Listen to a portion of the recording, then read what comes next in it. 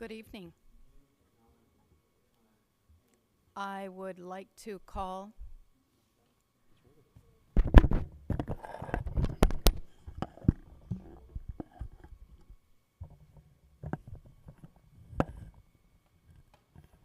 technical difficulties. Is that better? Hi, everyone. Welcome to the first Planning and Zoning Board meeting of 2023. It is January 3rd, and we're going to call the meeting to order at 6:39 p.m. At this time, I would like to ask you all to rise for the Pledge of Allegiance. I pledge allegiance to the flag of the United States of America and to the republic for which it stands, one nation, under God, indivisible, with liberty and justice for all. You may be seated. At this portion of the meeting, I'd like to have you all draw your attention to the minutes from August 2nd. Excuse me. I think at this point, the roll call should Yeah, be for purposes I'm of sorry. roll. just to establish I quorum. was jumping Don't ahead. worry. Right. Okay, so Board Member Fernandez, Present. Board Member Leoncio, Board Member Julia, Present. and Vice Chairwoman Matos. Present, thank you. And now we'd like to turn our attention to the approval of the minutes. Has everyone had a chance to review the minutes from August 2nd, 2022? And if Mhm. so, is there a motion to Aye. accept? I make a motion to accept the minutes. All those in favor? Aye. Aye. The motion passes. At this point in time, we're going to open the meeting up to public comments. Yes, I don't see anybody online, and I believe you guys are the applicants, so no public comments. They will be speaking during the item. If there are no public comments, this portion of the meeting is closed. Thank you. This is a quasi-judicial hearing, and the town attorney will present this portion. Thank you, Madam Chair. At this time, please be advised all that the board's agenda item is quasi-judicial in nature. An opportunity for each person to speak on each item will be made available after the applicant and staff have made their presentation on each item. Staff will go first, and then the applicant will present. All testimony, including public testimony and evidence, will be made under oath or affirmation. At this time, all those that will be providing testimony, if you can please rise so that the clerk may swear you in. Yes, if you can please stand and raise your right hand. Do you swear to say the truth and only the truth, so help you God? I do. You may be seated. Any person who gives testimony may be subject to cross-examination. If you wish to neither be cross-examined or sworn, your testimony will be given its due weight. The general public will not be permitted to cross-examine witnesses, but the public may request the board to ask questions of staff or witnesses on their behalf. Persons representing any organization must present evidence of their authority to speak on behalf of that organization. Any person presenting documents to the board should provide the town clerk with a minimum of 10 copies. Further details of the quasi-judicial procedure may be obtained from the clerk. At this time, the variance number, Madam Chair, that we have before you is variance number 2022-0557, presented by Richard and Angelica Yanes of 14431 Rosewood Road, Miami Lakes, Florida, 33014. And before we proceed with the item, I think it's appropriate for any board member that has had any ex parte communication, that is communication with the applicant outside of these proceedings, to please state on the record if they've done so.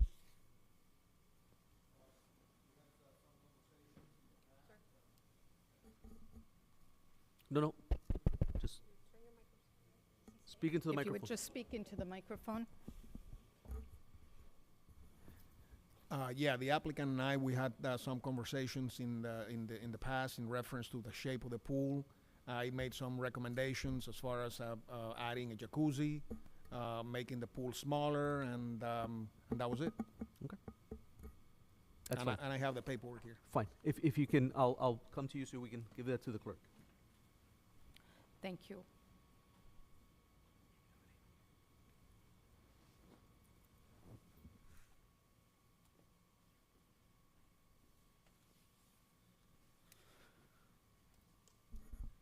Unless there's any more disclosures of ex parte communication, Madam Chair, we may proceed with the public hearing.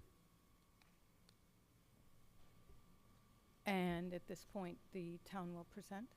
The town will present first, yes. Thank you. For the first time, I would like to introduce Olivia Schack, is my the new transportation coordinator, and she's going to be presenting on behalf of the planning department. Welcome. Thank you. Well, Turn this on. There we go. All right. Hi, as she said, my name is Olivia Schock, and I'm representing the Planning and Transportation Department, representing this variance. So, as he stated previously, the applicants are Richard and Angelica Yanez.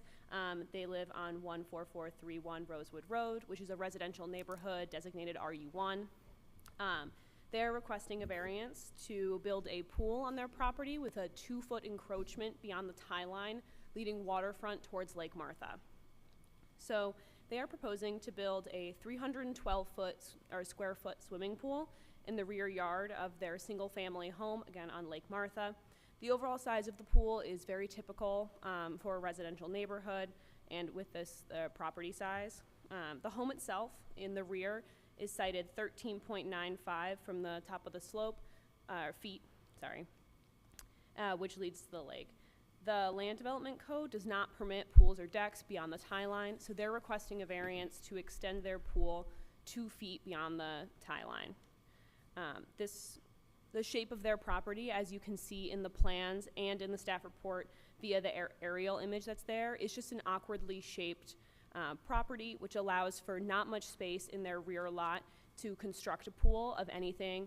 They've looked at different arrangements and orientations for the pool, but there's really no alternative that doesn't require a variance of some sort. So yes, they're looking for a 2-foot variance beyond the top of the slope. Their proposal is the minimum encroachment necessary to build a pool on this property. Said encroachment leaves 99.86 feet of unencumbered slope area before the lake at its largest point and 94.22 feet of unencumbered slope at the smallest point of the lot. So there is that much room after their pool. As far as our analysis and findings, after looking over the 7 variables that are considered when orienting a variance, the Yanez's meet 6 out of the 7, and the only one they do not comply with at the time of the writing of the staff report was having letters of support written by adjacent property owners in their neighborhood, which I believe they have brought today. And with those, there would be 7 out of 7. So the staff has recommended in favor of the approval of the variance. Yes. Thank you. Are there any questions? no, not for me. At this time, would the applicant please approach to present your application? Good evening. Hello. Hi, I'm Richard Yanez. My wife's Angelica. Please state your address for the record. I'm sorry? Please state your property address for the record. The address is 14431 Rosewood Road, Miami Lakes, Florida, 33014. Yeah, I'm here to, as Olivia stated, you know, we'll want to seek approval for the small variance that we're looking for to build a pool. Our property's on a lake, and yeah, so we're looking to see if we can build a pool there. You know, the pool originally was going to be a larger size pool, but we went with a smaller pool, and that's pretty much it. The 7 criteria that were listed, I complied with 6 of the 7 of the criteria. The first criteria that I didn't comply with at the time of the report was pertaining to get letters of approval from my surrounding neighbors, And so what I did was, with, through consultation with staff, I took the sketch that that the pool contractor provided me with the pool that we're going to build in the back, and I provided it to various neighbors, surrounding my property, including someone somewhat across the lake, and they basically, they signed off. I put onto it, I, the undersigned, approve my neighbor's pool. I put a yes or a no. Fortunately, everyone, checked off yes, and they signed their name, they printed their name, they put their address, they put their phone number, they dated it, and so I have this as evidence to support that first item that I didn't comply with. And you'll see when you look at the evidence that, there is no issue with my neighbors. My surrounding neighbors, they all have they all have a pool, and so pretty much that's it. Would you like to introduce that into evidence, Mr. Yanis? Yes, please. And I'll circulate it. All right, thank you. Madam Chair, I have here 1, 2, 3, 4, 5 letters of support for Mr. and Ms. Richard and Angelica Yanis. I'll pass these along. Thank you. Please.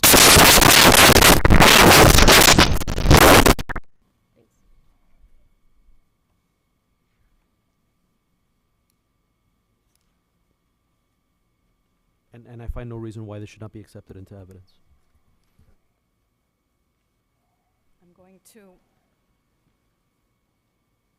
open with a question, if I might. The parties on either side of your property that would be the most potentially impacted by any changes, they've signed those letters? Yes. Yes. I can tell you that they're, let me see, to give you their names. If you want to, I'm looking, that's what I was looking at. So his neighbor to the right, or if you're facing the house to the left, at 14441 Rosewood Road has signed. And I'm assuming the other one, the 14421, is your other neighbor to the other side. Montesino. That's correct. Those two. Yeah. And then The 14421 is the home on the corner. Okay. My home is the second one from the corner, and the 14441 is on the right next to my house. So they're surrounding. Correct. And then also the neighbor that's behind the house on the corner, they also signed, and a couple of the neighbors down the street also signed, and a neighbor across from me, across the street on Rosewood, they also signed. You mentioned there were 5 letters? I counted 5. Did I miscount? Yeah. 6, 6. 7. 4, 5. Yeah, there should there should be 6 letters. 6.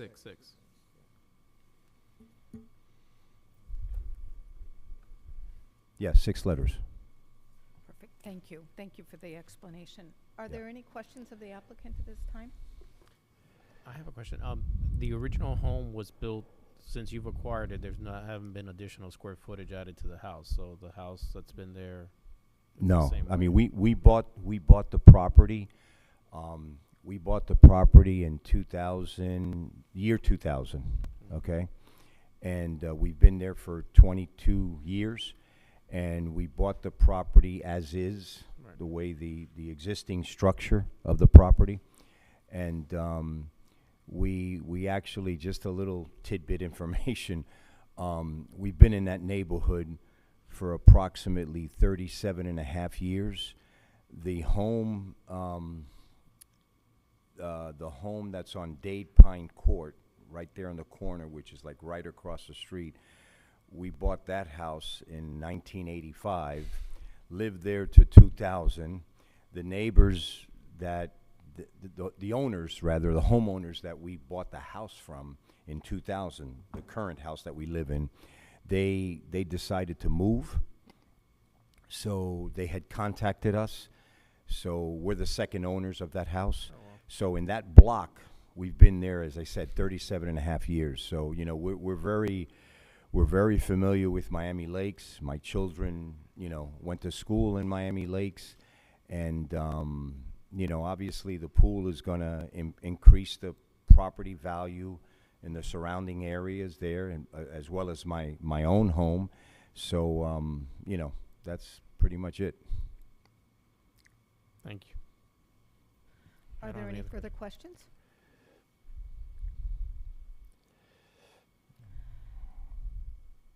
And I don't have any other questions either. I was going to ask you about the period of time that you've owned the property, but that was covered, so I appreciate that. I think that at this point in time, unless there's anything else, this would close your presentation time so that we have an opportunity then to discuss it amongst the board. So Okay. you may be seated. Right. Thank you. I'd like to open this up for discussion if there's any questions of Ms. Alonso or I have a question from Susana Alonso. How do you think it's going to affect possibly from the back viewing towards the pool? Is it going to change or be a negative? Is it going to affect it negatively, the view that the neighbors will have? Most likely, no. The changing in height between what he's proposing as a deck and what is the adjacent grade, the grass that is existing right now is very little. Is more going to look like a little step. We have put in the little condition that at the time of inspection, if landscaping is required, that he would need to add it. But I don't foresee that that's going to be an issue at the time. I think it's just going to look like a little step and not much more than that. Usually we use that when there's a giant drop. But in this case, his land is so flat because it goes on for such 99 feet. It takes a long time to drop to the lake, so it's very flat. It's a very gentle slope, yeah. And if I can, to piggyback on that, so that was the reason that the landscaping wasn't included initially, right? As a firm, So it's right. subject to whatever the inspections would. Correct, yes. Would. So instead of making it a hard condition that you must do landscaping, we put it just contingent on what happens on inspection, just in case there's some condition that gets created that makes it look weird, but I don't foresee that to be a necessary thing. Thank you. I believe the plan says something about 6 inches deck elevation, Correct, which is which almost is like a step. not invisible. Yeah. And I'm looking at the property lines. I believe that in 2017, the other neighbor, the Delon West, came also and we approved the variance for Correct. their pool. Correct. This one right here. Good memory. And pools have been presented to us where certainly there would be further encroachment into the slope Correct. or past the tie line. Am I Correct. I In still have to addition- warn, caution you as always that anything that we have approved in the past does not mean that it sets precedent. There is no Right. precedent setting when variances come in. They all stand on their own merits. But yes, we have approved variances in the past with much larger encroachments than this one. Thank you. Are there any further questions? No. I'd make a motion to go ahead with the staff recommendation and approve the variance as notated by your comments with the other items. Is there a second? I will second that. Is there any further discussion? Not for me. I'll call a roll. Board Can Member we call the roll? Fernandez. Thank you. Yes. Board Member Julia. Yes. Board Member Leoncio. Yes. Vice Chairwoman Matos. Yes. It passes. Thank you very much. Congratulations. pool. Thank you so much. Great presentation. We appreciate. Hmm? Is there any further business at hand? No reports? I would like to report that we will be circulating the calendar for the year. We are not going to be having a meeting in February, June, or July this year, and because of conflicts with the council, with the town council. If we have a need to have an immediate meeting, we would always postpone it to the next one. So I don't foresee having to schedule anything outside of those dates, but you can count on February, June, and July being not needed. And of course December, because we never have a meeting in December. Duly noted. Do I have a motion to adjourn? A motion to adjourn. All those in favor? Aye. Aye. The motion passes. Thank you.